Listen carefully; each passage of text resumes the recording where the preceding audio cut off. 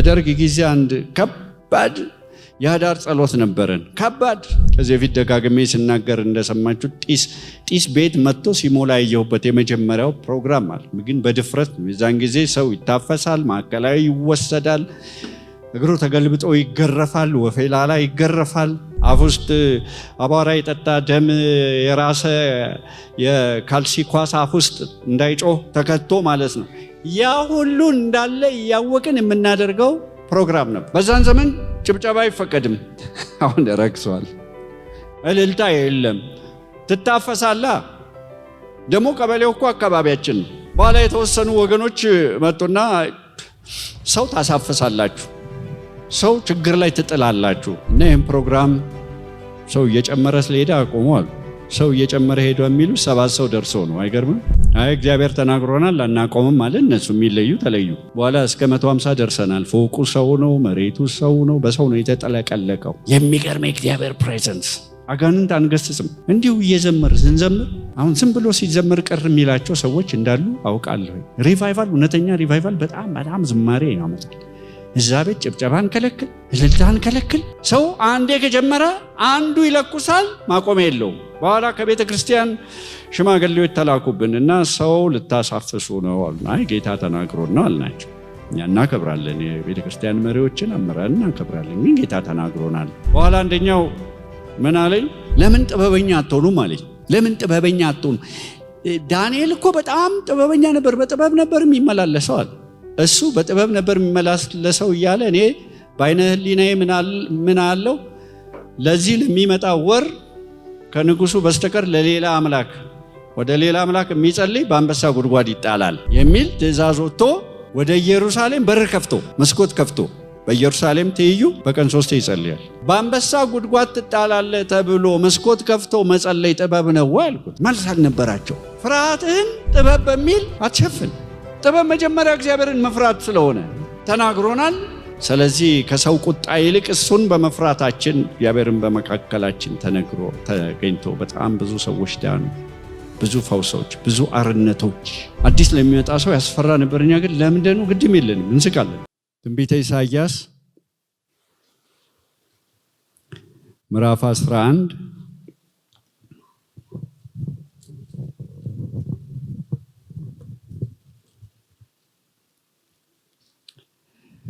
ከቁጥር 1 እስከ 5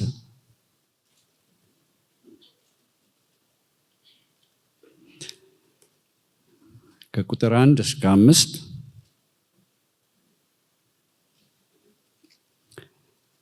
ከእሴይ ግንድ በትር ይወጣል፣ ከስሩም ቁጥቋጥ ያፈራል። የእግዚአብሔር መንፈስ የጥበብና የማስተዋል መንፈስ፣ የምክርና የኃይል መንፈስ፣ የእውቀትና እግዚአብሔርን የመፍራት መንፈስ ያርፍበታል።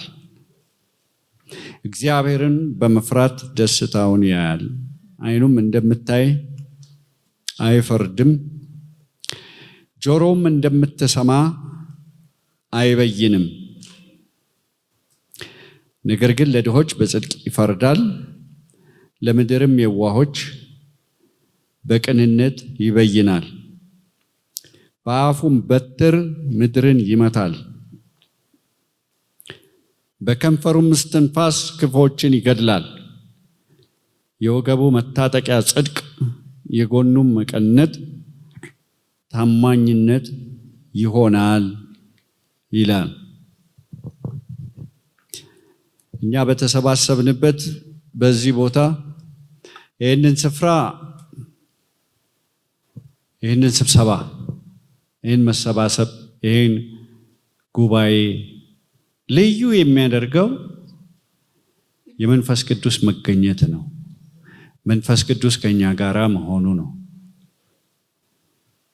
የእግዚአብሔር ድምፅ በዚህ ስፍራ መኖሩ ነው። ይታያችሁ ሰማይና ምድርን የፈጠረ አምላክ ለኛ ሲናገረን ይሄ ሊያስገርመን ሊያስደስተን ሁልጊዜ ምስጋና ርዕስ ሊሆነን የሚገባ ጉዳይ ነው። ሊናገረን ብቻ አይደለም፣ የእግዚአብሔር መንፈስ ባለበት፣ ጌታ ግን መንፈስ ነው። የጌታ መንፈስ ባለበት በዛ አርነት አለ። ሊፈውሰን፣ ስራት ካለ ስራቱን ሊበጥስ፣ ቀንበር ካለ ቀንበሩን ሊሰብር ነው በመካከላችን ያለው። እንዳመጣጣችን መተን መመለስ የለብንም። እሱ ወዳለበት ወደሚገኝበት ህልውና ወደ ሞላበት ቦታ መተን ሸክም ይዘን መውጣት የለብን። ጥያቄ ይዘን መተን ጥያቄ ይዘን መውጣት የለብን። ሐዘን ይዘን መተን ሐዘን ይዘን መውጣት የለብንም። እንቆቅልሽ የሚፈታ መንፈስ ነው እዚህ ያለው። ከሌላ ጉባኤው ሁሉ ይህን የሚለየው መገኘቱ ነው። ፕሬዘንስ የሚባል ነገር፣ ህልውና የሚባል ነገር። ምክንያቱም ይሄ በአመዛኙ በኢየሱስ ክርስቶስ ደም የታጠበ የነጻ እግዚአብሔር ልጅነቱን ያወጀለት ብቻ ሳይሆን ማደሪያ ያለው ህዝብ ስለሆነ ከምንም አይነት ስብሰባ ምድር ላይ ከሚደረግ ስብሰባ የከበደ ነው። በመንፈሱ ዓለም ይታወቃል። ተጽዕኖ ይፈጠራል። ስንሰባሰብ ዝም ብለን ለመጮህ ለማጨብጨብ እልል ብለን ተሳልመን ለመመለስ አይደለም። መንፈሱ ዓለም ላይ የሚፈጠር ጫናል፣ የሚፈጠር ተጽዕኖል፣ የሚወጣ መልእክት አለ። አንዳንዶቻችን ወደ ቤተ ክርስቲያን እንዳንመጣ የሚታገሉን ለዚህ ነው። ኢሳይያስ 11 ኢሳይያስ እንግዲህ በእስራኤል ከተነሱ ነቢያት በጣም ታላቅ ከሆኑት መካከል ነው። ስለ ጌታ ስለ ኢየሱስ ክርስቶስ በጣም ግልጽ ገሃድ በሆነ መንገድ በድፍረት ከተናገሩት መካከል ኢሳይያስ ነው። ይሄ መጽሐፍ የኢሳይያስ መጽሐፍ፣ ኢሳይያስ ትንቢት ወይ ብሉይ ኪዳን የአይሁድ እንደሆነ ታውቃላችሁና ሁሉ ጊዜ ወንደር አደርጋለሁ፣ ሁሉ ጊዜ ገርመኛል። ኢሳይያስ አሁን 53ን ሲያነቡ ምንድን ነው የሚሉት? በግልጽ ነው የሚናገረው ስለ ኢየሱስ በማያወላዳ በማያሻማ መንገድ በእነሱ መጽሐፍ ግን ሪጀክት አድርገውታል። ወደ ገዛ ወገኖቹ መጣር ግን አልተቀበሉትም ይላል እና ይገርመኛል። ኦፍ ኮርስ ሜሲያኒክ ጁስ የሚባሉ ጌታ እየለወጣቸው ያሉ አይሁዶች አሉ። ግን ያመፁና ያልተቀበሉት ደግሞ እንዳሉ እናውቃለን። ልበ ደንዳና ለመሆን የፈቀዱ ማለት ነው። በዚህም ላይ ስለ ኢየሱስ ክርስቶስ ነው የሚናገረው። ከእሴይ ግንድ በትር ይወጣል ብሎ ይናገራል። ከስሩም ቁጥቋጥ ያፈራል። ለኢየሱስ ክርስቶስ ነው የሚናገረው። አንድ ጊዜ ጌታ ኢየሱስ ክርስቶስ ምን ብሏቸዋል? እነዚህ ፈሪሳውያኑን ሕግ እናውቃለን የሚሉትን ኤክስፐርትስ ኦፍ ዘ ሎው ነን የሚሉትን ሰዱቃውያንን የተለያዩትን እናንተ ሕይወት የሚገኝበት መስሏችሁ መጽሐፍትን ትመረምራላችሁ። ምን ማለት መጽሐፍት? ስክሪፕቸርን ትመረምራላችሁ።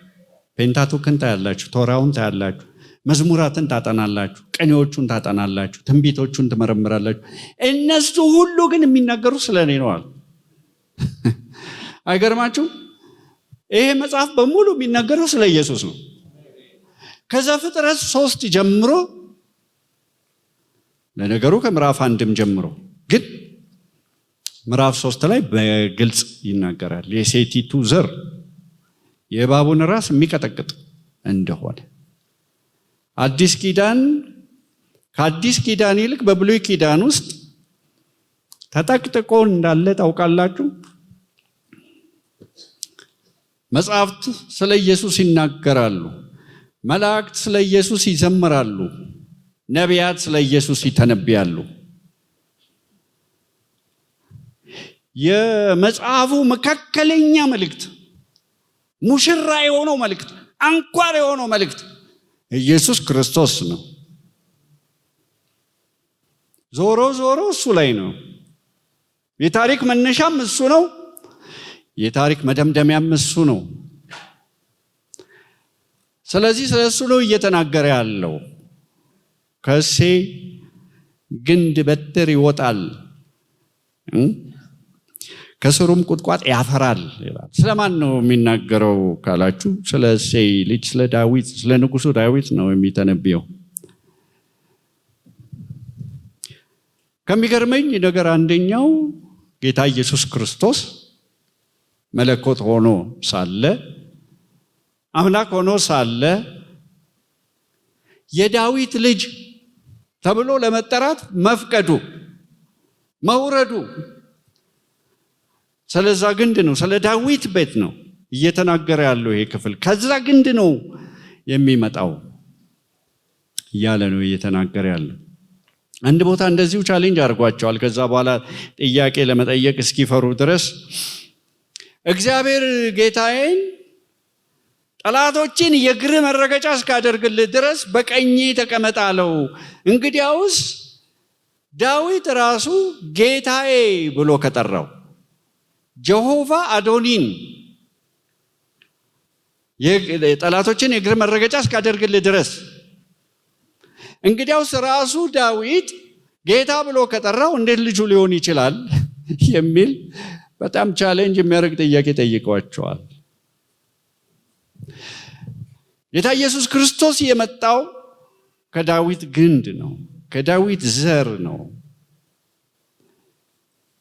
የጸጋን ክብደት፣ የጸጋን ውበት፣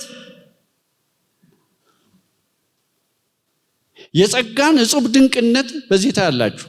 ምክንያቱም ዳዊት እግዚአብሔር ራሱ የጠራው ሰው ነው። እግዚአብሔር ራሱ የመረጠው ሰው ነው። ነገር ግን ፐርፌክት አልነበረም። እንደ ልቤ የሆነ ሰው ፈቃዴንም የሚያደርግ ብሎ እግዚአብሔር እንደመረጠው እናውቃለን። ነገር ግን ጣቢያም የቀላቀለ ሰው ነው ዳዊት። ዝሙት የሰራ ሰው ነው ዳዊት። አይገርማችሁም? ኃጢአቱን ለመሸፈን ብሎ ሰው ያስገደለ ሰው ነው ዳዊት።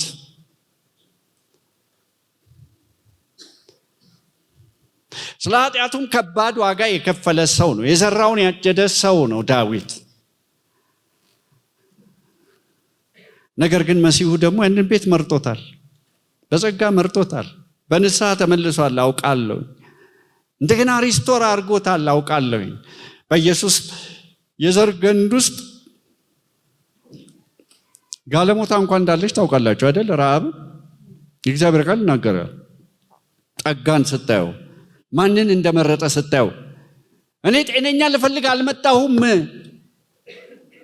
በሽተኛውን ጤነኛ ላረግ ነው የመጣሁት። ሞዓባዊቱ ሩት በኢየሱስ ክርስቶስ የዘር ግንድ ውስጥ አለች። ሞዓብ በኢንሴስት የተገኘ ዘር ነው። ከአባቷ በጸነሰች ሴት ላይኑን ስታዩ ይዘገንናቸዋል። ነገር ግን ከዛ ግንድ ከዛ ዘር እጹብ ድንቅ የሆነ ብራንች እንደሚወጣ ይተነበያል። በትር ይወጣል፣ አሕዛብን የሚቀጠቅጥ ከስሩም ቁጥቋጥ ያፈራል። የዳዊትን መንግስት የሚያስቀጥል የእግዚአብሔር የተስፋ ቃል አይለወጥምና፣ የእግዚአብሔር የተስፋ ቃል አይሻርምና፣ እኔ አምላካችሁ አልለወጥም፣ ስለዚህ እናንተ ያዕቆብ ልጆች ሆይ የጠፋችሁ አይደላችሁም ብሎ እንደተናገረ ሰው ቃል ኪዳኑን ያፈርሳል እንጂ እግዚአብሔር ቃል ኪዳኑን አያፈርስምና ከዛ ግንድ ይወጣል፣ ይመጣል የዳዊት ልጅ ይባላል፣ የዳዊት ልጅ ማረኝ ብለው ሲጮሁ ቅር አይሰኝም። ምንም እንኳን ፐርፌክት ባይሆንም ያ ግንድ።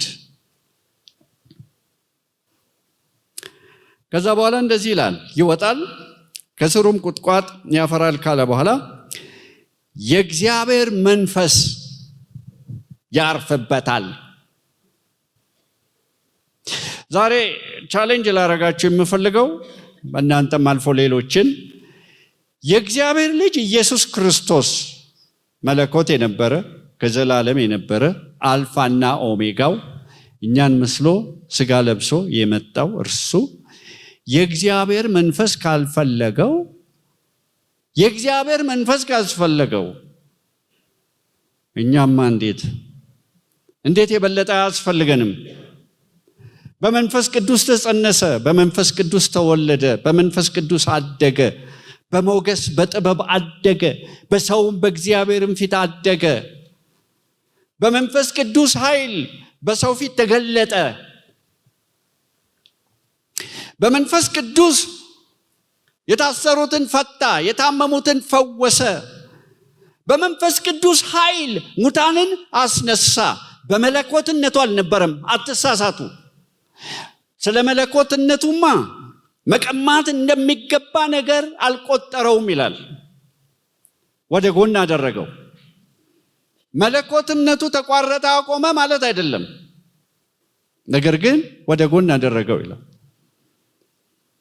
ሰው ሆነ፣ ፍጹም ሰው ሆነ። በመንፈስ ቅዱስ በውሃ ላይ ተራመደ። በመንፈስ ቅዱስ ስልጣን ተናገረ።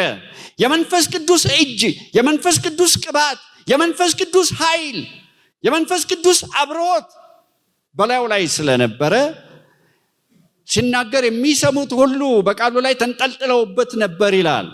ወደ ገዛ ከተማ ወዳደገበት ከተማ እንኳን ሲመለስ ከአፉ ከሚወጣው ከዘጋው ቃል የተነሳ ተገረሙ ይላል። ፕሬዘንስ አለው ቃሉ። እኔ የምናገራችሁ ቃል ሕይወትም ነው እውነትም ነው። ፕሬዘንስ ያመጣል ማለት ነው። ነገር ግን ኦፍ ኮርስ ተሰናክለውበታል።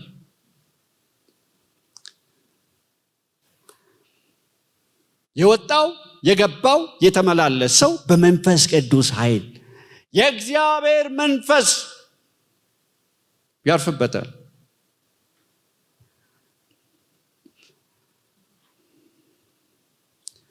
በመንፈስ ቅዱስ ኃይል ተመላለሰ፣ በመንፈስ ቅዱስ ኃይል አስተማረ፣ በመንፈስ ቅዱስ ኃይል ፈወሰ፣ በመንፈስ ቅዱስ ኃይል ሰበከ፣ በመንፈስ ቅዱስ ኃይል ተመላለሰ። ከሞተ በኋላ በመንፈስ ቅዱስ ኃይል ተነሳ። ኢየሱስ ክርስቶስን ከሙታን ያስነሳ ያ መንፈስ ራሱ በእኛ ውስጥ መኖሩ፣ በእኔ ውስጥ ማደሩ፣ በአንተ ውስጥ ማደሩ፣ በአንቺ ውስጥ ማደሩ፣ በደሙ በታጠማችሁ ሰዎች ውስጥ ማደሩ ያስገርማችኋል ወይ? ያስደንቃችኋል ወይ? ለእናንተ የምስጋና የግርምት ምክንያት ነው ወይ?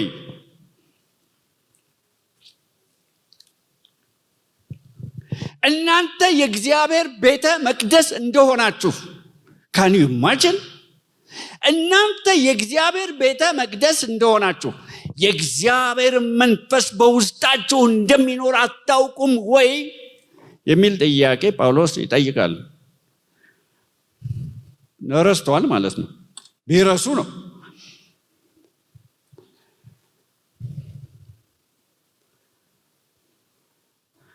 በሚበላ በሚጠጣ በሚለበስ ብቻ የምትደመሙ የዘንድሮ ቅዱሳን ይሄ ያስገርማቸዋል። ኢየሱስ ክርስቶስን ሞትን ድል ነስቶ የሞትን ጣር አጥፍቶ እንዲነሳ በክብር እንዲነሳ ያደረገው that very same spirit ያ መንፈስ በውስጣችን መኖሩ ለእናንተ የምስጋና ርዕስ ነው ወይ? የየዕለት ወይስ ክርስትና ሰመመን ሆኗል? አዚም የረጨበት ድንዝዝ ያለ ከልብ ከአንጀት የማይዘመርበት አንደበት ብቻ የሚንቀሳቀስበት ሆኗል ወይ? ዛሬ አብያተ ክርስቲያናት እውቅና ይሰጡታል ወይ? የእግዚአብሔር መንፈስ በኢየሱስ ላይ ያረፈው ያ መንፈስ፣ ያ የከበረው መንፈስ፣ ያ መለኮት የሆነው መንፈስ ምድር ባዶ በነበረች ጊዜ ጨለማ ገኖባት በነበረ ጊዜ በለዋ ላይ የሰፈፈው መንፈስ፣ ሆቨር ያደረገው መንፈስ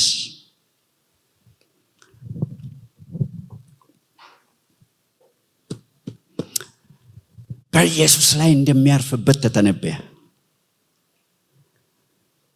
ያ በኢየሱስ ላይ ያረፈው መንፈስ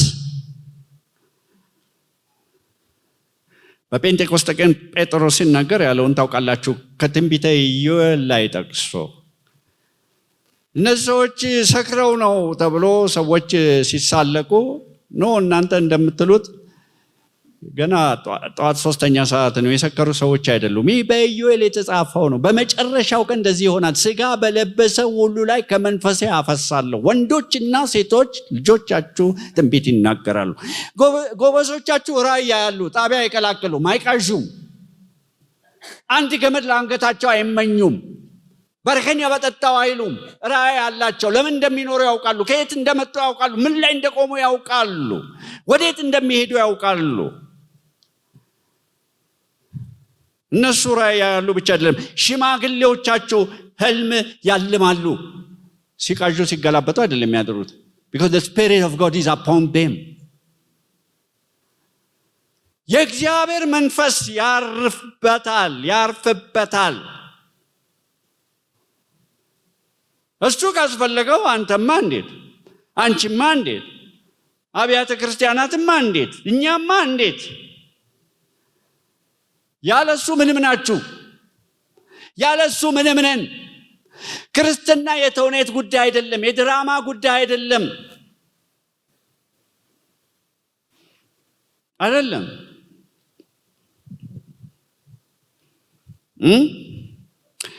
የእግዚአብሔር መንፈስ በዮሐንስ ራእይ ላይ 7ፎልድ መገለጫ ያለው መንፈስ፣ የእግዚአብሔር መንፈስ ያርፍበታል። ስለዚህም የጥበብ መንፈስ ያርፍበታል።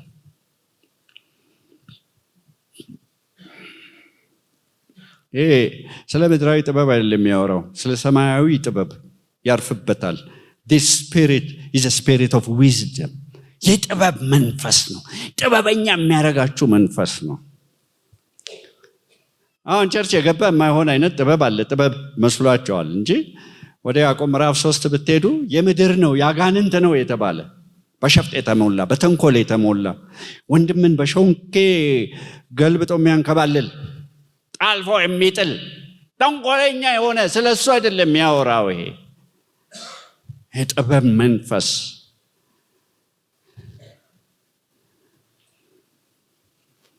በደርግ ጊዜ አንድ ከባድ የህዳር ጸሎት ነበረን። ከባድ ከዚህ በፊት ደጋግሜ ስናገር እንደሰማችሁ ጢስ ቤት መጥቶ ሲሞላ ያየሁበት የመጀመሪያው ፕሮግራም አለ። ግን በድፍረት ነው። የዛን ጊዜ ሰው ይታፈሳል፣ ማዕከላዊ ይወሰዳል፣ እግሩ ተገልብጦ ይገረፋል፣ ወፌላላ ይገረፋል፣ አፍ ውስጥ አቧራ የጠጣ ደም የራሰ የካልሲ ኳስ አፍ ውስጥ እንዳይጮህ ተከቶ ማለት ነው።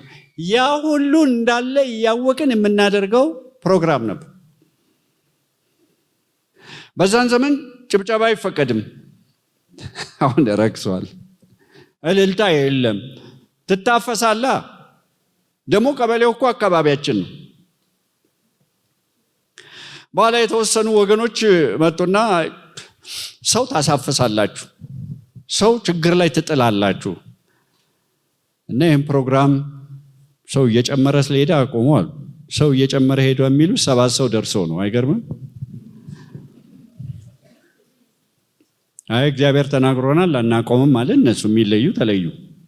በኋላ እስከ 150 ደርሰናል። ፎቁ ሰው ነው፣ መሬቱ ሰው ነው፣ በሰው ነው የተጠለቀለቀው። የሚገርም የእግዚአብሔር ፕሬዘንስ። አጋንንት አንገስጽም። ቁርስ አንዳንድ ጊዜ ዞር እያልን እጅ እንጭናለን። እንዲሁ እየዘመር ስንዘምር አሁን ዝም ብሎ ሲዘምር ቅር የሚላቸው ሰዎች እንዳሉ አውቃለሁ። ሪቫይቫል፣ እውነተኛ ሪቫይቫል በጣም ዝማሬ ያመጣል። እዛ ቤት ጭብጨባን ከለክል፣ እልልታን ከለክል። ሰው አንዴ ከጀመረ አንዱ ይለኩሳል፣ ማቆሚያ የለውም። አንድ ሰው መጥቶ በጣም ወቅሶኛል። ዝም ብሎ መዘመር ነው እንዴ? እኔ ምን ላድርጋቸው? የታፈነ ሰው ሁሉ መጥቶ እዛ ይፈነዳል። በኋላ ከቤተ ክርስቲያን ሽማግሌዎች ተላኩብን እና ሰው ልታሳፍሱ ነው አሉ። አይ ጌታ ተናግሮን ነው አልናቸው። እኛ እናከብራለን፣ የቤተ ክርስቲያን መሪዎችን አምረን እናከብራለን፣ ግን ጌታ ተናግሮናል። በኋላ አንደኛው ምን አለኝ? ለምን ጥበበኛ አትሆኑም አለኝ። ለምን ጥበበኛ አትሆኑም? ዳንኤል እኮ በጣም ጥበበኛ ነበር፣ በጥበብ ነበር የሚመላለሰው አለ።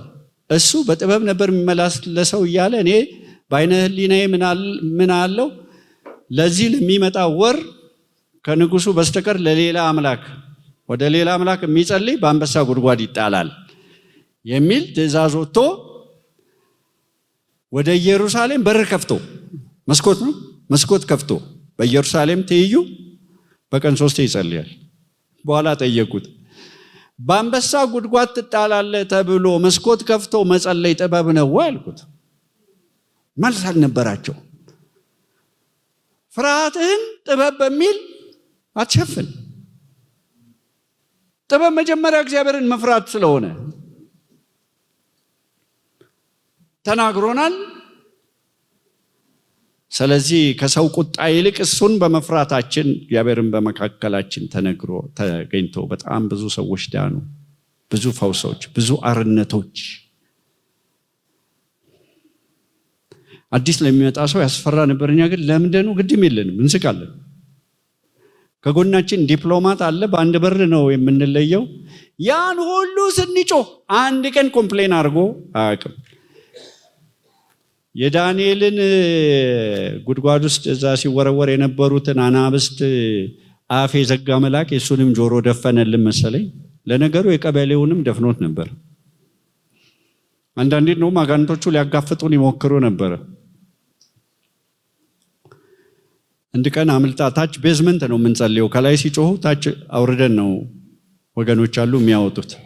ግቢ በቃ ወጥቶ እሪ ሀገር ቀውጤ አድርጉ። የጥበብ መንፈስ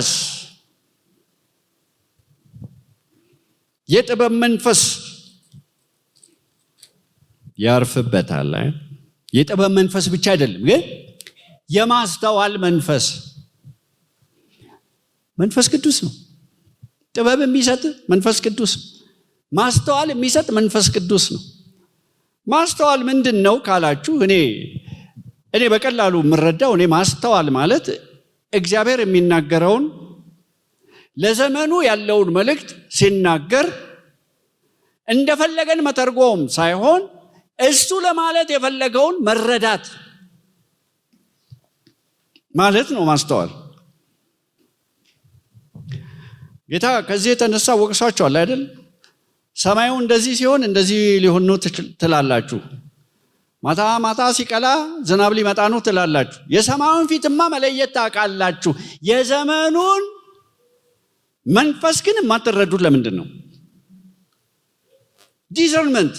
ዲዘርን እያደረግን ነው ወይ? ምን እየሆነ ነው? ምን እየተባለ ነው? ምን እየተነገረ ነው?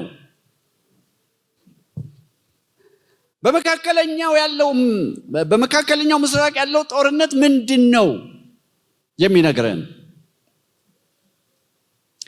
በዙሪያችን ያለው ሁኔታ ምንድን ነው የሚነግረን?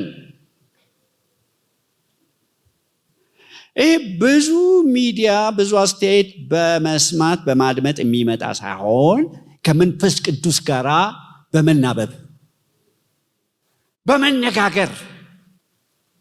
መንፈስ ቅዱስ ተንሳፋፊ ደመና አይደለም። መንፈስ ቅዱስ ሰመመን አይደለም። መንፈስ ቅዱስ ቅዠት አይደለም። መንፈስ ቅዱስ አካል ነው። ሂ ኢዝ አ ፐርሰን፣ የሚያናግር የሚመክር፣ በኋላ እንደምንመጣበት ማስተዋልን የሚሰጥ በደመ ነፍስ አይደለም እኛ መሄድ ያለብን። የእግዚአብሔር መንፈስ አለብን የምንል ሰዎች በኢንስቲንክት አይደለም እንደ እንስሳ መጓዝ ያለብን። በመንጋ ሕግ አይደለም መነዳት ያለብን። ጌታን የማያውቁ ሰዎች በሰጡን አስተያየት አይደለም መመራት ያለብን። ማስተዋል፣ የማስተዋል መንፈስ ያርፍበታል። የማስተዋል መንፈስ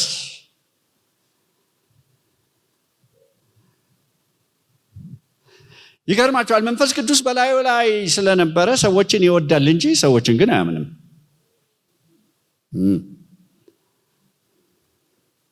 ሰውን ሁሉ ያውቅ ነበረ ይላል። ማን ነገረው? it was the Holy Spirit፣ መንፈስ ቅዱስ።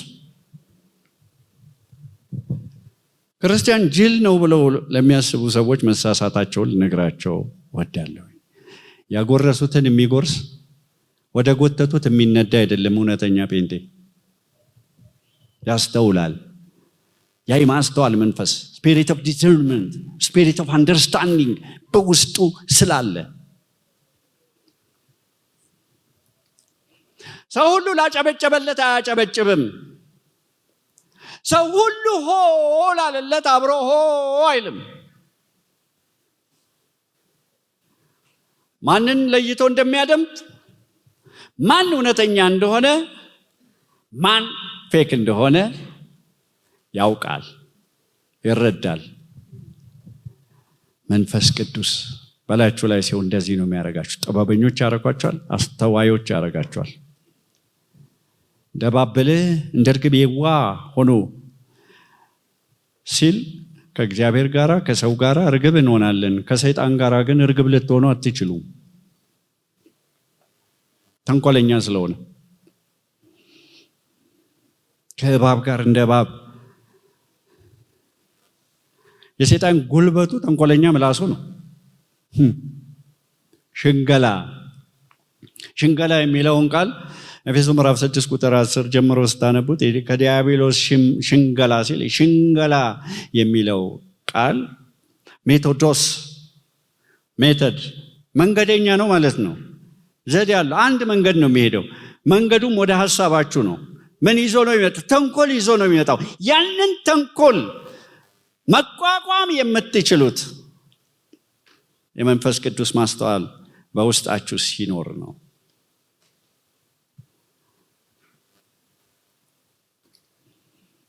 የማስተዋል መንፈስ እና የምክር መንፈስ። ለጌታ ለኢየሱስ ክርስቶስ ከተሰጡት ስሞች አንደኛው ምንድን ነው? ይመክራል ነው አይደል? ድንቅ ነው ይላል፣ ወንደርፉል ነው ይላል።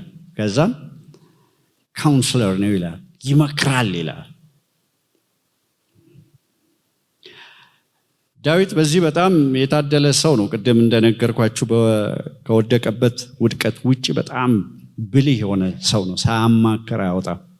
ከወደቀ በኋላ እንኳን ቤተ መንግስቱን ተነጥቆ ልጆቹን አጥቶ ሚስቶቹን አጥቶ ክብር አጥቶ ሀብት አጥቶ ጸሎቱ ግን አንድ ነው። ጸሎቱ ቅዱስ መንፈስን ከኔ ላይ አትውሰድብኝ። ያለሱ ሁሉ ነገር በዜሮ እንደሚጣፋ አበክሮ ያውቃል። ገመድ በአማረ ስፍራ ወደቀችልኝ፣ ርስቴም ተዋበችልኝ። እንዴት እንደዛ ሆነልህ? የመከረኝን እግዚአብሔርን አመሰግናለሁ። የምክር መንፈስ ነው ይላል መንፈስ ቅዱስ። የሚመክር በራሴ ሐሳብ፣ በራሴ ዘዴ፣ በራሴ ማስተዋል ተደግፌ በሄድኩባቸው ጊዜዎች በሙሉ ከስር ያለው አውቃለሁ፣ መሰክራለሁ። ግን እርሱ መርቶኝ፣ እርሱ ነግሮኝ፣ ድምፁን ሰምቼ አንድ ቀንም አሁን የምጸጸትበት ውሳኔ ወስኜ አላቅም። የምገረምበት እንጂ እግዚአብሔርን የማመሰግንበት እንጂ መታደሌን የምገረምበት እንጂ።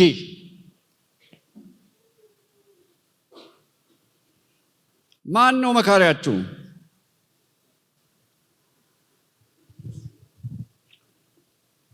አንዳንድ መካሪዎች ክፉ መካሪዎች ናቸው። የአኪጦፌል አይነት ቃላቸው ከዘይት የለሰለሰ ነው። ነገር ግን ገደል የሚከቷችሁ ናችሁ። እኔ የሚገርመኝ ስለ አኪጦፌል ምክሩ እንደ እግዚአብሔር ምክር ነበረች የሚለው ይገርመኛል። ምን አይነት ኢፌክቲቭ ቢሆን ነው ምክሩ? ግን በግልባችሁ ስታዩት ዳት ሚንስ የእግዚአብሔር ምክር መሬት አውድቅም ማለት ነው። በሄደበት ቦታ ሁሉ ለዳዊት ድል ሰጠው። የትላንቱን ምክር እንኳን ዛሬ አይደግምም። ትላንት አሸንፎ ድል ነስቶ ነገ ሌላ ሰልፍ ሲመጣ ልውጣ ወይ ብሎ ይጠይቃል። አትውጣ፣ እንዴት ላድርግ? በዚህ መንገድ አድርገው እና ይሄ ሰውዬ በሄደበት ሁሉ ድል ቢጎናጸፍ ምን ይገርማል? እግዚአብሔር ለሽንፈት የጠራው አንድም ሰው የለም። ግን ትሰማለህ ወይ ነው? ወይስ አመፀኛ በግ ነህ ወይ ነው? የምክር መንፈስ ያርፍበታል። መካሪ ነው። የተመከረ ሰው ነው በትክክል መምከር የሚችለው። የተጽናና ሰው በትክክል ማጽናናት እንደሚችል ማለት ነው። የርኅራኄ አባት የመጽናናት ሁሉ አምላክ እርሱ በሐዘናችን ሁሉ ያጽናናናል ካለ በኋላ እኛ ደግሞ በሐዘን ውስጥ ያሉትን እናጽናናለን። የምክር መንፈስ የምክር ብቻ ግን አይደለም፣ የኃይል ደግሞ መንፈስ። ኃይል ክርስትና ወሬ ብቻ አይደለም። ኃይል መገለጥ አለበት። አጋንንቶች መውጣት አለባቸው። ይሄ ለተወሰኑ ለተቀቡ ለተባሉ የሚሰጣቸው አይደለም፣ በስሙ ላመኑ ሁሉ እንጂ። ሰዎችን እንዲፈውስ የእግዚአብሔር ኃይል፣ የመንፈስ ቅዱስ ኃይል፣ የመንፈስ ኃይል ሆነለት ይላል ስለ ኢየሱስ ክርስቶስ። አንዳንዴ እንደውም ከሱ ጋር ከነበረው ከመንፈስ ቅዱስ ፕሬዘንስ የተነሳ መገሰጽም አያስፈልገው። ምኩራብ ሲገባ ይጮሃል አጋንንት፣ አውቄአለሁ አንተ ልዑሉ አንተ ቅዱሱ ዝም በል እናውጣ። ጠርቶ ማይክሮፎን መስጠት አይደለም፣ ዘንበልና ውጣ።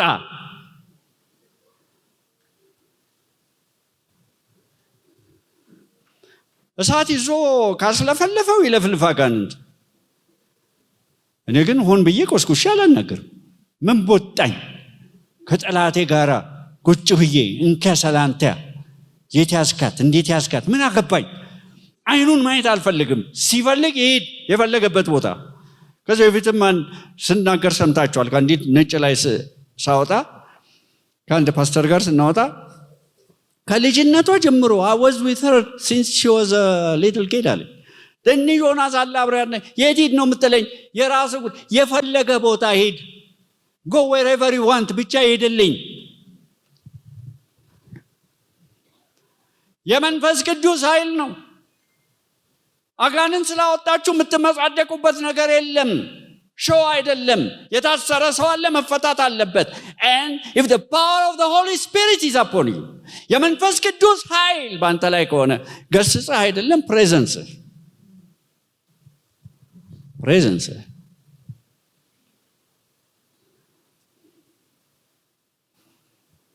አንድ በጣም አጋንንት የሚያወጣ ወዳጄ በጣም ስለሚያወጣ ነው መሰለኝ አንዴ ሚኒባስ ውስጥ ስገባ ሴንስ አረኩ አለ።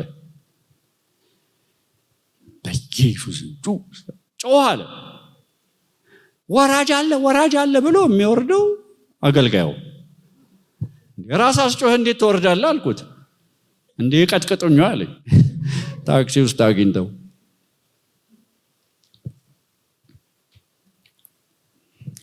የኃይል መንፈስ፣ አጋንንቶችን የሚነቅል መንፈስ፣ በሽታን የሚያቀልጥ መንፈስ፣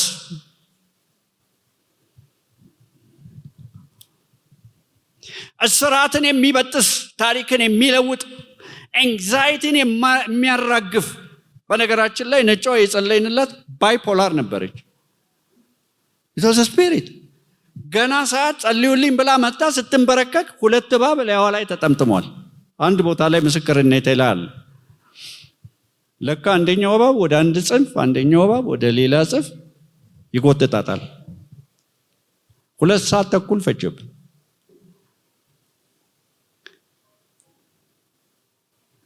የኃይል መንፈስ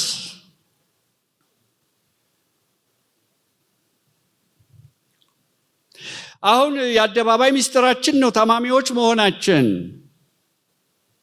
ዲፕሬስድ መሆናችን፣ ዲፕሬስድ ለሆኑ ሰዎች ተጠርተን እያለ ሐዘንተኞች መሆናችን፣ ቆዛሚዎች መሆናችን፣ ጨለምተኞች መሆናችን፣ ተስፋ ቆራጮች መሆናችን፣ ተስፋ ቀጣዮች ሆነን እያለ because we are not recognizing the spirit ከኛ ጋር ላለው ለመንፈስ ቅዱስ ዕውቅና ስላልሰጠን ስላልገባን እንዴት እጹብ ድንቅ የሆነ ነገር እንደሆነ ስላልገባን በመንፈስ ቅዱስ መሞላት በልሳን መናገር ያውን ሚዲያዎች ላይ ሲነጋገሩ አለ መከራከር ለምን እኔ ልሳን መነከራከሪያም እንደሚሆን አላውቅም። 3 ነገር እኮ ነገረን አይደል? ሚስጥር ከእግዚአብሔር ጋር ያወራል፣ ራሱን ያንጻል፣ ሲተረጉም ደግሞ ጉባኤ ያንጻል። በቃ ምን ነው ትፈልጉት? በግልጽ የተጻፈ ነገር ምን እንደሚያፈላስፈንም አላውቅም። መገረም ትተን መናገር ትተን ለአጋንንቶች መቅሰፍት መሆን ትተን አስባችሁ ታውቃላችሁ እንዴ? ከእግዚአብሔር ጋር ሚስጥር ማውራት እግዚአብሔር እኮ ነው ያልኩት። እግዚአብሔር የሁሉ መነሻ፣ የሁሉ መድረሻ፣ የሁሉ ጌታ፣ ሉዓላዊ ንጉሥ፣ የማይሞት የማይለወጥ፣ የማይሻር የማይገለበጥ ከእርሱ ጋር ዘላለማዊ ከሆነው ከእርሱ ጋር በሰማያዊ ቋንቋ በመንግስቱ ቋንቋ መናገር መቻል ምን መፈላሰፍ ያስፈልጋል? ተነስተ መናገር ነው እንጂ የሰጠን ኃይል የኃይል መንፈስ ያርፍበታል። ኃይል አንደኛ ቆሮንቶስ ምዕራፍ 4 ወደ ቁጥር 19 አካባቢ ብታዩ ምናልባት እዚህኛው ትርጉም ላይ በግልጽ አልተጻፈም እንጂ እዛ የሚፎክሩ ሰዎች ነበሩ። እኛንን ተናጋሪዎች ናቸው መሰለኝ። ጳውሎስ ምን ሰውነቱም ደካማ ነው፣ ንግግርም አይችልም፣ ደብዳቤው ነው ከባድ ምናምን ይሉታል። ቆይ እመጣለሁ አለ። እመጣላቸዋለሁ። የእነዚህን ትዕቢተኞች ቃላቸውን ሳይሆን ኃይላቸውን ማየት እፈልጋለሁ። ምን ማለት እንደሆነ ታውቃላችሁ? እስቲ አጋንንት ያመጣ እስቲ ያወጣ ወሬ ብቻ አይደለም ነው።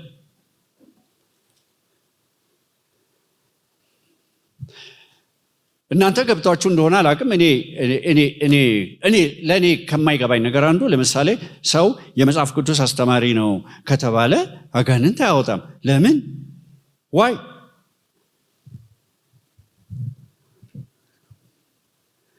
ይሄ ኃይል ውስጣችሁ ገብቶ አርፋችሁ አትቀመጡም ነበር? ከተማይቱ ምድሪቱ በብዙ በተጠቁ ሰዎች ጥቃት በደረሰባቸው ሰዎች እንደተሞላች ብታውቁ።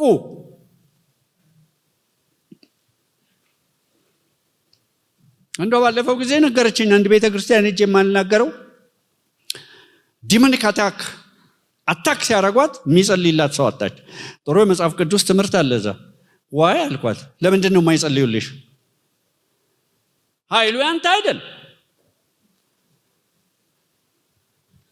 ጉልበቱ ያንተ አይደል? ያንቺ አይደል? አይገርማችሁም? ኢየሱስ ክርስቶስ በምድር ላይ በተመላለሰ ጊዜ አጋንንቶችን ሲያስወጣ፣ በሽተኞችን ሲፈውስ በዚህ አብሮት በነበረ ከመንፈስ ቅዱስ የተነሳ ነው። እሱ ደግሞ ዛሬ ከኛ ጋር ነው አለ።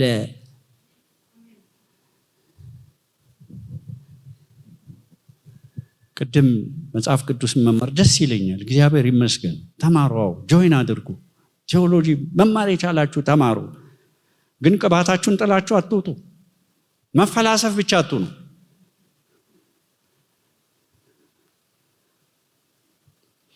ማንም የተጠማ ቢኖር ወደ እኔ ይምጣና ይጠጣ፣ የሕይወት ውሃ ወንዝ ከሆዱ ይፈልቃል። ያ ህብረተሰቡን የሚፈውሰው ወንዝ፣ የመንፈስ ቅዱስ ወንዝ እኛ ከጠጣም በኋላ ነው የሚፈልቀው። አንድ ጉንጭ ወንዝ ሆኖ ይወጣል። ውሃው ወደ ባህር ገባ ይላል አይደል? ሕዝቅኤል 47 ባህሩ ምን ሆነ? ተፈወሰ። አሶች በዙ፣ ነፍሳት የሚበዙት፣ ህብረተሰቡ የሚፈወሰው አንተ በመንፈስ ቅዱስ ኃይል ፍሎ ስታረግ ነው። በግሪኩ በዕብራይስጡ ስትል ብቻ አይደለም። ጥሩ ነው በዕብራይስጡ እኔ እምላለሁ አንዳንዴ፣ በግሪኩ ላለው ቅድምም ብያለሁ መሰለኝ። እሱ ሰው አይፈታም። እሱ የታሰሩትን አይፈታም።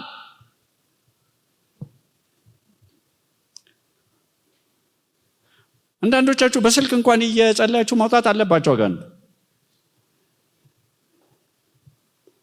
ከተና ሁለት እያገለገልኩ አንዲት እህት ስትነግረኝ ከሌሊቱ 8 ሰዓት አብረን እየጸለይን ከእናቴ ጋር አለች፣ አጋንንቶቹ ተንቀሳቀሱ አለች። ስልክ አንስታ፣ እኔ ስልክ አላነሳም በዛ ሰዓት ሶሪ፣ እንቅልፋም ነው የሚያሳለኝ። ወዳጆቹ እንቅልፍን በሰጠ ጊዜ እኔ ላይ ሰራ እንደሆነ ከዛ ታሪኩ ጋር ደወልኩ አለች። እየደወለች ወደ አእምሯ ተመለሰች። የዮናስ አምላክ የኔ አምላክ አይደለም እንዲህ አለች ለራሷ። የታሪኩ አምላክ የኔ አምላክ አይደለም እንዲህ አለች። ከዛ እናቴ ጋር ሄድኩና ስንት ናችሁ? 5 ነን። በሉ ሰፈር እየበጠበጣችሁ ውጡ። የመጀመሪያው ስለነበረ ሰፈር በጥብጠው ሄዱ።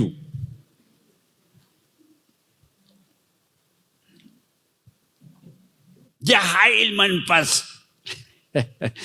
እዚህ እኮ ስንት ኃይል የተጠቀጠቀ ሰው ቁጭ ብሎ ምንም አይሰራ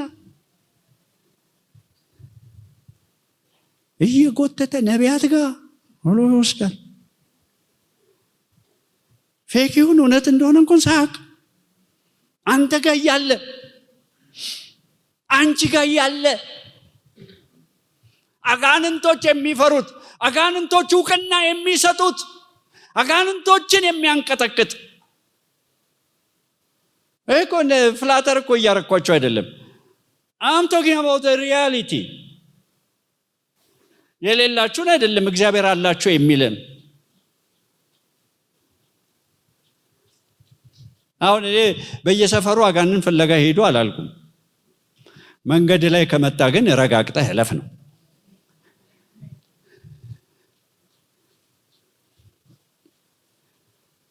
የምክር መንፈስ፣ የኃይል መንፈስ፣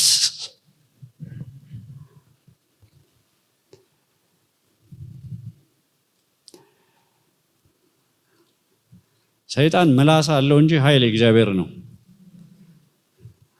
እስቲ ኃይል እግዚአብሔር ነው በሉ። እሱ ደግሞ እኔ ጋር አለ በሉ። እስቲ እሱ ደግሞ እኔ ውስጥ አለ በሉ። ዛሬ በኋላ እንጸልይና እንቆስቁሰው እሳቱን። ሪቫይቫል ይነሳ በኢየሱስ ክርስቶስ ስም። ከሰመመን ክርስትና፣ ከአዚማም ክርስትና፣ ከድንዙዝ ክርስትና እግዚአብሔር ይገላግለን፣ ይገላግላችሁ። በጣም የእግዚአብሔርን ቃል የሚያስተምር ሰው አንድ ቀን በ5 ዓመት አጋንንት አስወጣሁ ብሎኝ፣ በ5 ዓመቱም አስወጣቱ ጌታ ይባርከው። ግን 5 ዓመት ሙሉ ሳይገናኙ ቀርተው ነው። አንዱ ምን ብሏል? ሰይጣን መጥቶ የማይላተምህ ከሆነ አብራችሁ እየሄዳችሁ ነው ማለት ነው ብሏል። ገብቷችኋል? አንድ ላይ በቃ ጎን ለጎናችሁ ማለት ነው።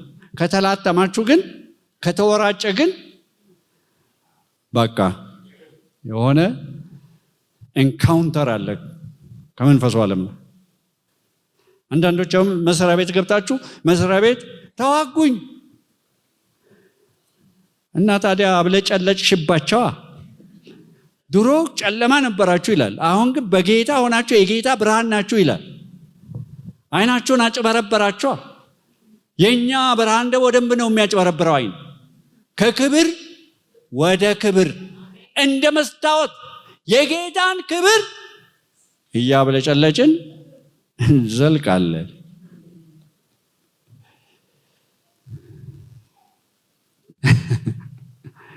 ዝም ብላችሁ ነው የምታዩኝ እንደዚህ አይነት ነገር እየተናገር። ቆይ እስቲ አሁን አንድ ነገር ልጠይቃችሁ። የተማረ ሰው አጋንንት ማውጣት ይችላል? 3 ዲግሪ ያለው ሰው አጋንንት ማውጣት ይችላል? 30 ቦቴ ያለው ሰው አጋንንት ማውጣት ይችላል? ብዙ ጦር የሚያዝ ሰው አጋንንት ማውጣት ይችላል? አንተን ምስኪን ነኝ የምትለው ግን እንዳጋጣሚ ሆኖ የጴንጤ ምስኪን የለውም፣ አንተን ግን ይፈራዋል። ስላልሞከርክ ነው፣ ስላልሞከርሽ ነው። ባለፈውም ብያለሁ መሰለኝ፣ አንዳንድ ሰነፍ ውሰደኝ እያለ ይጸልያል። አንድ አጋንንት እንኳን ሳታወጣ እንዴት ውሰደኝ ትላለህ?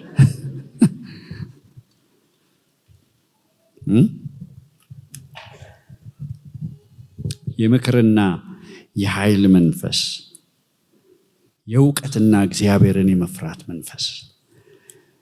ይሄ ስለ ምድራዊ እውቀት አይደለም የሚያወራው፣ እግዚአብሔርን ስለማወቅ። መንፈስ ቅዱስ በትክክል ሲወርሳችሁ እግዚአብሔርን ታውቃላችሁ። እግዚአብሔርን የሚያውቁ ሰዎች ይበረታሉ፣ ያደርጋሉ፣ ቃል ኪዳናቸውን አያፈርሱም ይላል ዳንኤል ምዕራፍ 11። በዲሴፕሽን ዲሲቭድ አይሆኑም። ለምን? እግዚአብሔርን ያውቃሉ። ስፍራ አይለቁም፣ ጣቢያ አይቀላቅሉም። እግዚአብሔርን ስለሚያውቁ፣ ስለ እግዚአብሔር ስለሚያውቁ አይደለም፣ እግዚአብሔርን ፐርሰናሊ ስለሚያውቁት። እግዚአብሔርን ስታውቁት ብዙ ነገር አልናገርም። አንድ ትልቅ የሚሆን አንደኛው ነገር እግዚአብሔርን በእርግጠኝነት ልንገራችሁ ትወዱታላችሁ። ኢንቲሜት በሆናችሁ ቁጥር በበሽታ ያስተምራል ምናምን ለማለት አፋችሁ ላይ ይከብድባችኋል፣ ስታውቁት ማለት ነው። ስለ እግዚአብሔር እኮ ኢንፎርሜሽን እኮ ሊኖራችሁ ይችላል። አሁን ሜዳው ላይ ብዙ ነገር አለ እግዚአብሔርን በተመለከተ። ለዚህ ነው ብዙ ሰዎች የሚያውቁ የሚመስላችሁ። ስለ እግዚአብሔር ማወቅ አለ፣ ፐርሰናሊ ማወቅ። ኢዮብም የሚያውቅ ይመስለው ነበር አይደል እንዴ? በመስማት ስለአንተ መስማት ሰምቼ ነበረ። ኢንፎርሜሽን ነበረኝ። ዘመነ መረጃ አይደል? አሁን መረጃው ነበረኝ። አሁን ግን አለ አይኔ አየች አለ። ይህም ያውቀው እግዚአብሔር አለ። አይኔ አየች።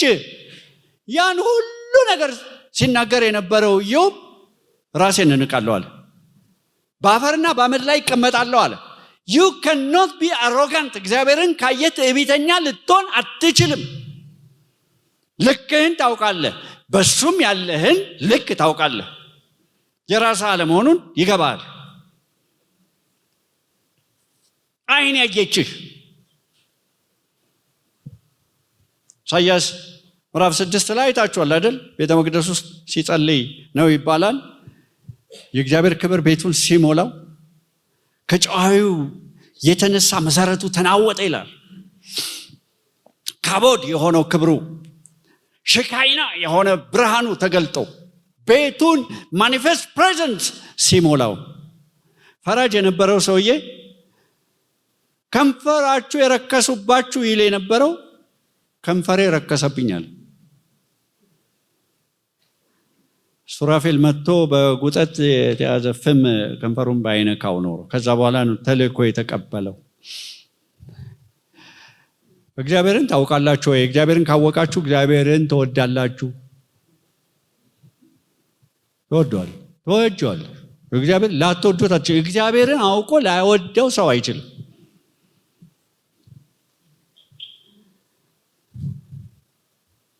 ላይደገፍበት አይችልም።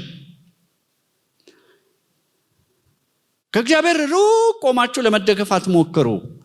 ከግድግዳው ርቃችሁ ልደገፍ ብትሉት እንከባለላላችሁ። you have to get near። መጠጋት ያስፈልጋል፣ ማወቅ ያስፈልጋል። ሰይጣንን ተቃወሙት፣ እርሱም ከእናንተ ይሸሻል። ወደ እግዚአብሔር ቅረቡ፣ እርሱም ወደ እናንተ ይቀርባል። ሁለቱም ኢኒሼቲቭ የኛ ነው። ሰይጣንንም መቃወም የኛ ኢኒሼቲቭ ነው። ወደ እግዚአብሔር መቅረብ የኛ ኢኒሼቲቭ ነው። መምረጥ እንችላለን። ወደ እግዚአብሔር የሚቀርቡ ሰዎች በአጋንንቶች ኢምፕሬስድ አይደሉም።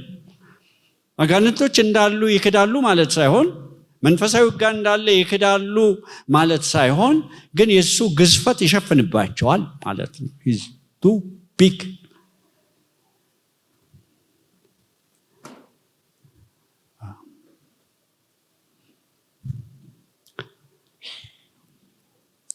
የእውቀት መንፈስ። ምናልባት የእውቀት የቃል እውቀት አልጠፋ ሊሆን ይችላል። ግን ይህን ቃል መንፈስ ቅዱስ ካላበራው ማይሰራ ይሆናል። ጌታ ኢየሱስ ለፈሪሳው ምንድን ነው ያላቸው? ስለ ትራዲሽናችሁ፣ ስለ ወጋችሁ የእግዚአብሔርን ቃል ትሽራላችሁ። እንግሊዘኛው ምንድን ነው የሚለው? you make the word of God of none effect. ኢፌክት እንደሌለው ሰማይና ምድርን እኮ ፈጥሯል የእግዚአብሔር ቃል። በጣም ኃይለኛ ነው የእግዚአብሔር ቃል። ግን አመከኑት። ምን በማድረግ? ወጋቸውን ከእግዚአብሔር ቃል ይልቅ በማክበር። እኔ ምህረትን እወዳለሁ መስዋዕትን አይደለም ሲላቸው የጣቢያ መቀላቀል ስለተፈጠረ ነው። እግዚአብሔር ለማለት የሚፈልገው ሌላ፣ እነሱ የሚረዱት ሌላ።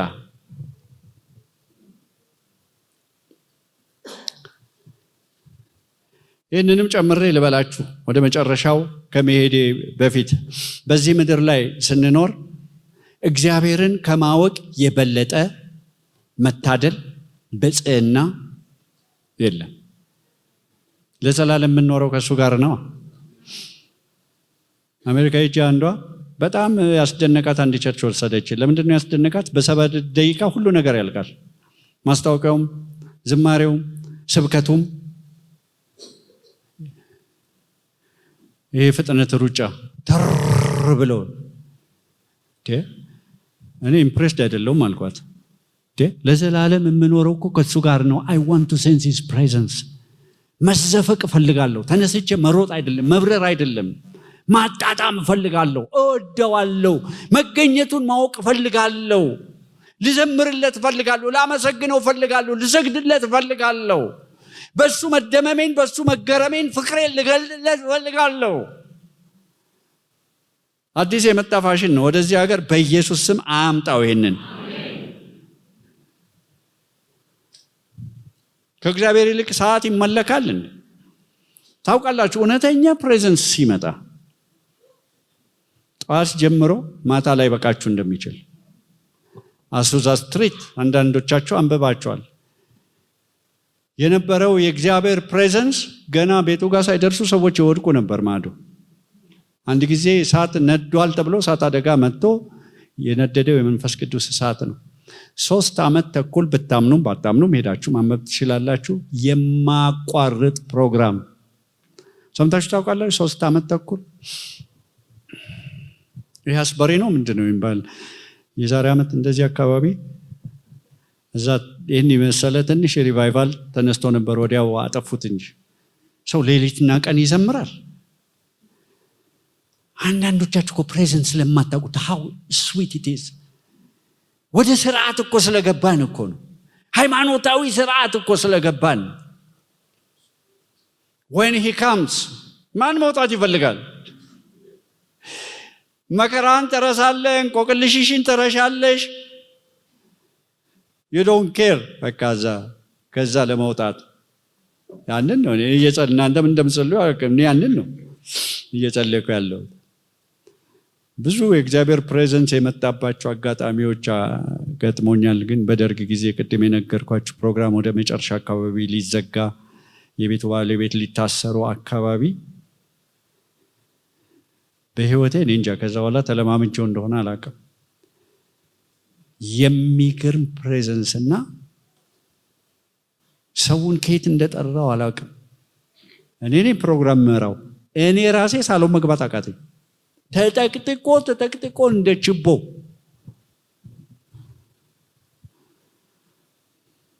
እሳቸው ቴከቨር አደረጉ። መግባት ስላልቻልኩ እኔ ከህዝብ ብዛት የተነሳ ሌሊቱን ሙሉ ቆመን በጌታ ፊት ነው የምነግራችሁ። እኔ እንጂ 1 ሰዓት ሳይመስለን ነው አንግተን ሄድን ነው።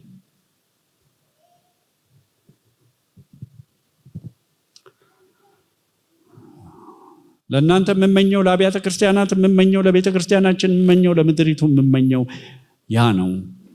የእግዚአብሔር መንፈስ ባለበት አርነት አለ። በሽታ አይቆምም፣ አጋንንቶች አይቆሙም፣ እንቆቅልሾች ይፈታሉ፣ ታሪክ ይለወጣል። ዝማሬ ፌክ አይሆንም። የልባችን መስዋዕት። እኔን እንዴት አዳንከኝ፣ እንዴት ለኔ ሞት። ይህ ብቻ አይደለም፣ ከዚህ it would be hard to stop.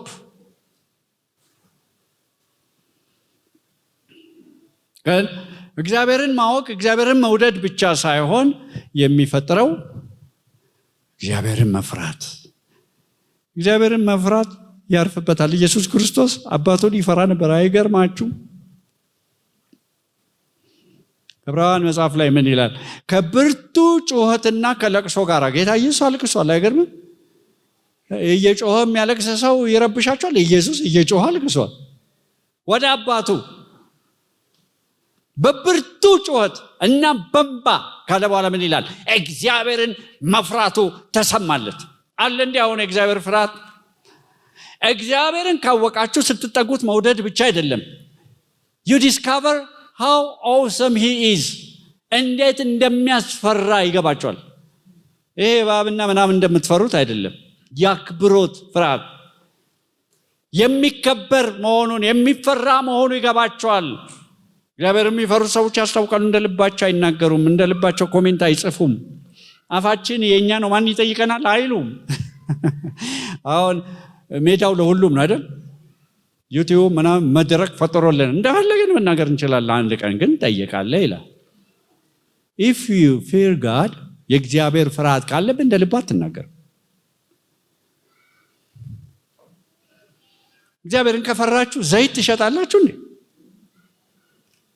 ውሃ ይሸጣሉ፣ አፈር ይሸጣሉ፣ ጨርቅ ይሸጣሉ። አይፈሩም እግዚአብሔር። ሩቅ በሰማይ ያለ አይኑ የሞጨሞጨ የጃጃ አንድ ሽማግሌ የእግዚአብሔር መንፈስ አብሯቸው የለም ማለት ነው። እግዚአብሔርን የመፍራት መንፈስ ያርፍበታል። የእግዚአብሔር መንፈስ በእውነት በእናንተ ላይ ሲመጣ የእግዚአብሔር ግዝፈት፣ የእግዚአብሔር ትልቅነት፣ የእግዚአብሔር ፈራጅነት ስለሚገለጥላችሁ የሃይማኖታዊ ፍርሃት ሳይሆን የአባትና የልጅ አክብሮት ማለት ነው። ሬቨረንስ። እኔ ጌታ ከሆንክ የጌትነቴ መፈራት፣ አባት ከሆንክ የአባትነቴ ክብር የታል ብሎ ነው የጠየቃቸው። ሚልክያስ ላይ የታል አባት ትላላችሁ፣ የታል የምታከብሩ? ጌታ ትላላችሁ፣ የታል የምትፈሩ?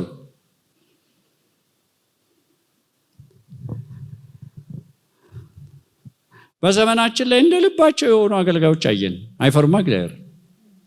እንደ ልባቸው እንደ ልብ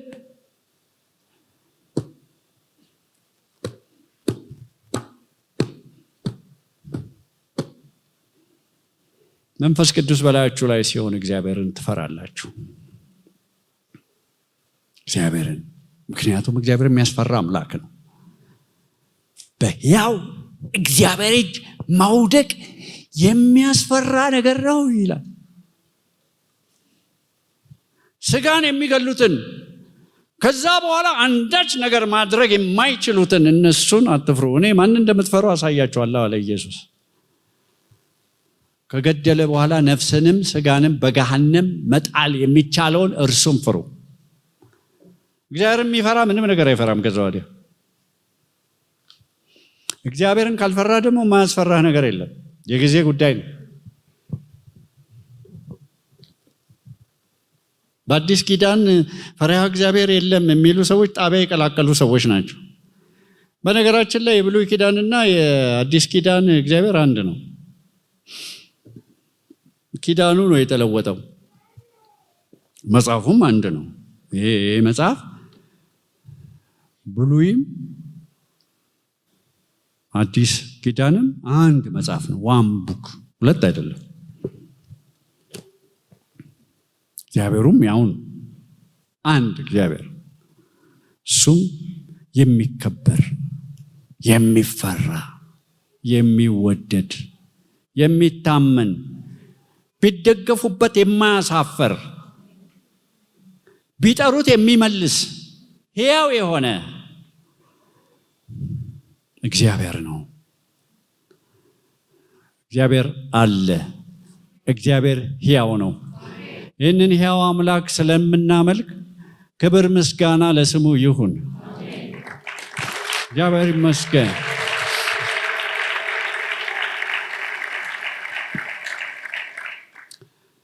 ይሄ መንፈስ ይረፍባችሁ፣ ዛሬም ይንካችሁ፣ ዛሬም ይቆስቁሳችሁ። እስቲ እንጸልይ።